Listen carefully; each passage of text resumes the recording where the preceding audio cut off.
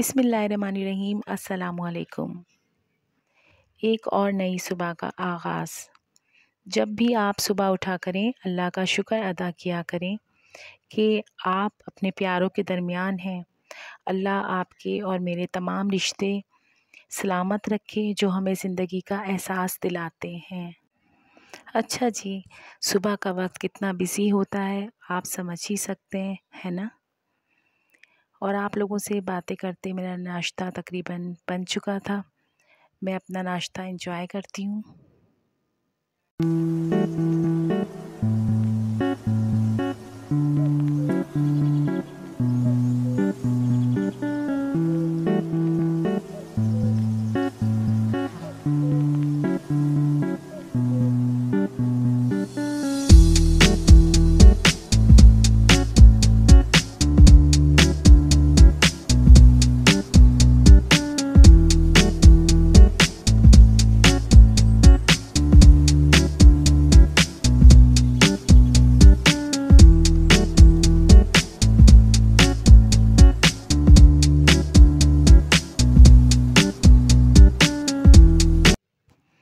आज हम बनाने जा रहे हैं मटर पुलाव। मटर पुलाव के लिए तमाम चीज़ें आप देख ही सकते हैं। मैंने बेसिक मसाले हैं और बाकी टमाटर हैं और हरी मिर्चों को मैंने चॉप कर लिया है। अब मैं आपको बताती हूँ कि ये जो आप देख सकते हैं मसाले, इसमें धनिया पाउडर है, मिर्चें हैं, काली मिर्चें हैं, गरम मसाला पाउडर है, भुना कुटा ज़ीरा है।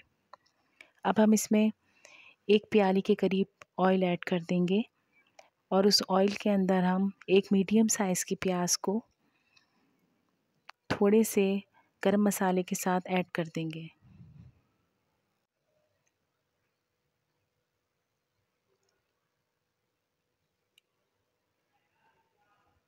अब हम इसको थोड़ा सा फ्राई कर लेंगे। मटर पुलाव काफ़ी अच्छी बन के तैयार होती है और खाने में भी बहुत मज़े की लगती है। अब हमारी प्याज तकरीबन गोल्डन ब्राउन हो गई थी, तो हम इस टाइम पे इसमें अदरक लहसुन का पेस्ट शामिल कर देंगे और साथ ही इसमें हरी मिर्चें भी ऐड कर देंगे जो हमने चॉप कर ली थी। इससे पुलाव में अच्छा सा फ्लेवर भी आता है। मेरे बच्चों को वाइट मटर पुलाव पसंद है, मैं इसमें हल्दी ऐड नहीं करती।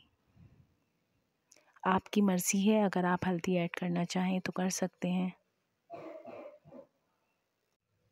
कुछ लोग इसे बिरयानी के स्टाइल में बनाते हैं और काफ़ी स्पाइसी नज़र आती है, लेकिन मैं क्योंकि इसको मटर पुलाव को सादा और सिंपल रखना चाहती हूँ, तो पुलाव स्टाइल में बना रही हूँ, तो इसके अंदर मैं सिंपल तरीके से ही इसको बनाऊँगी।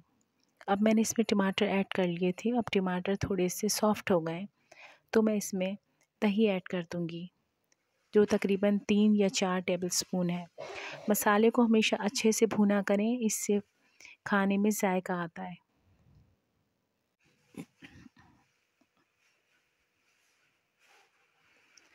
हम मसाला अच्छे से भून लेंगे और इसके साथ ही हम इसमें हमारी जो सब्ज़ी है, मटर और आलू इसमें ऐड कर देंगे, ताकि मटर और आलू अच्छे से मसाले के साथ भुन जाएं और इनमें भी अच्छा सा फ्लेवर डेवलप हो जाए। इन दोनों को डालने के बाद हम कुछ देर के लिए इसे भूनेंगे और उसके बाद इसमें 3 से 4 गिलास पानी डाल के इसको ढक के रख देंगे, ताकि आलू और मटर हमारे गल जाएं। मैं 3 पाव के करीब चावल बना रही हूँ, तकरीबन 3 प्याली चावल हैं। ये उसकी मसाले हैं।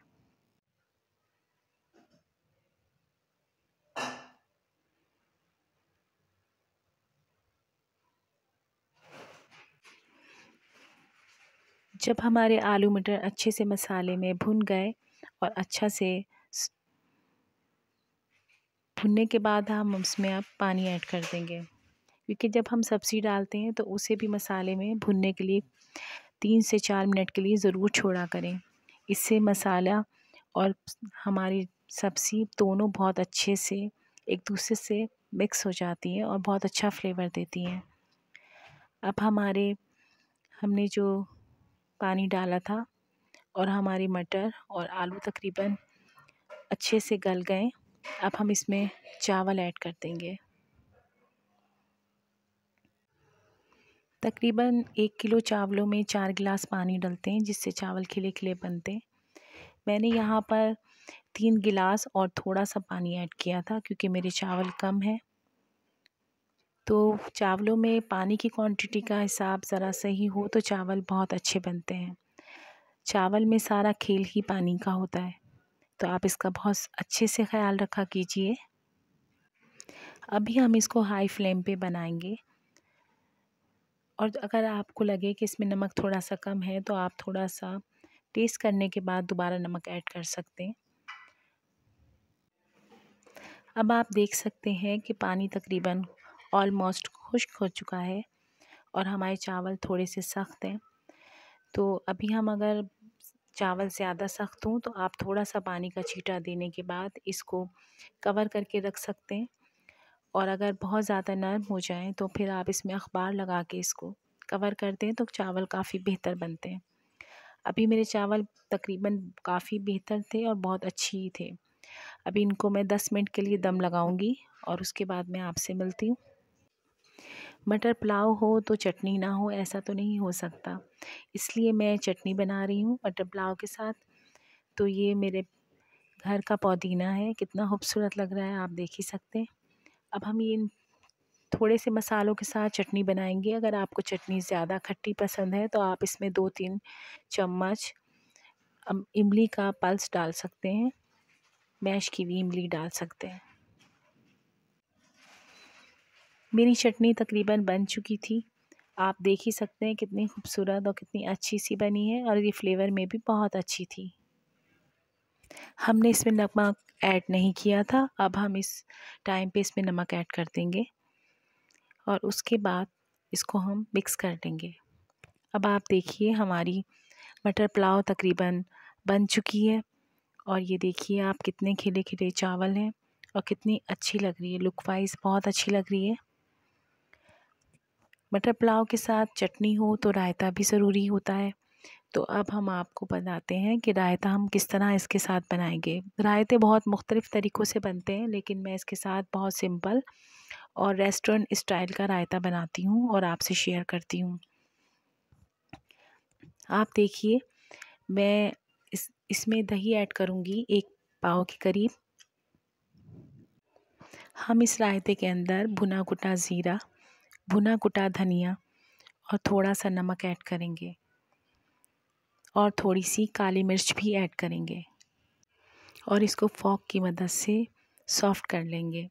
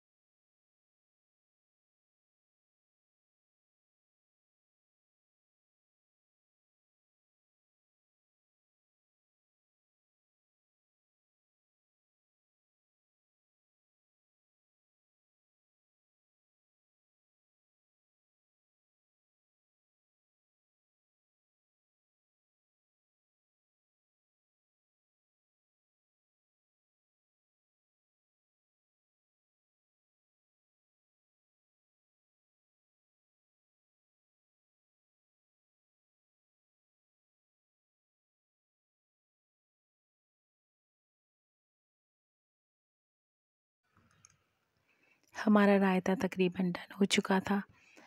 अब हम आपको अपने मटर पुलाव की दिखाते हैं फ़ाइनल लुक। यकीनन आपको भी बहुत अच्छी लग रही होगी। आप इसी स्टाइल से इसी तरीके से बनाएंगे तो आपकी भी मटर पुलाव बहुत अच्छी बनेगी। अगर आप मेरे चैनल पर नए हैं तो मेरे चैनल को लाइक कीजिए, सब्सक्राइब कीजिए। अब मैं आपसे इजाज़त चाहूँगी, फिर मिलेंगे। अल्लाह हाफ़िज़।